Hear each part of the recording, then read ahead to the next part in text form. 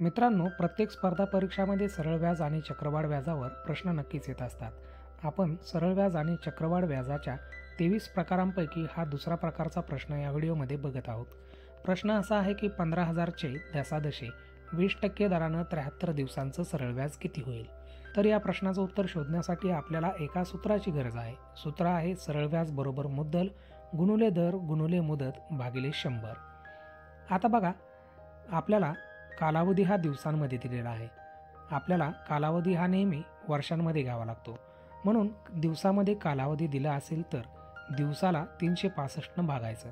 आपल्याला दिवस 73 दिलेले आहेत, म्हणून 73ला आपण 365 भागतोय, तर आपल्याला 1/5 असं उत्तर मिळेल. आता आपल्याला सरळ व्याज काढण्यासाठी मुद्दल, दर, मुदत हे सर्व माहीत आहे. म्हणून आपण आपल्याकडे ज्या व्हॅल्यू आहेत त्या आपण सरळ व्याज बरोबर मुद्दल गुणुले दर गुणुले मुदत भागिले 100 या सूत्रामध्ये ठेवणार आहोत. म्हणून सरळ व्याज बरोबर 15,000 गुणुले 20 गुणुले 1/5 भागिले 100 असं समीकरण आपल्याला मिळालं.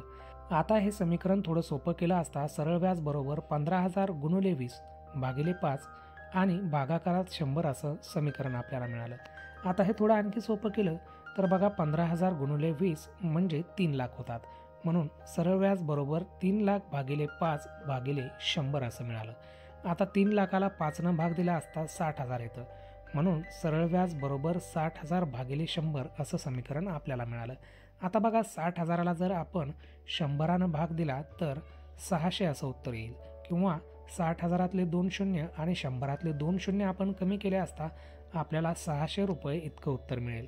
म्हणून या प्रश्नाचं उत्तर आहे सरळ व्याज बरोबर 600 रुपये. मित्रांनो, व्हिडिओ आवडला तर व्हिडिओला लाईक करा, चॅनलला सबस्क्राईब करायला मात्र विसरू नका. Thanks for watching.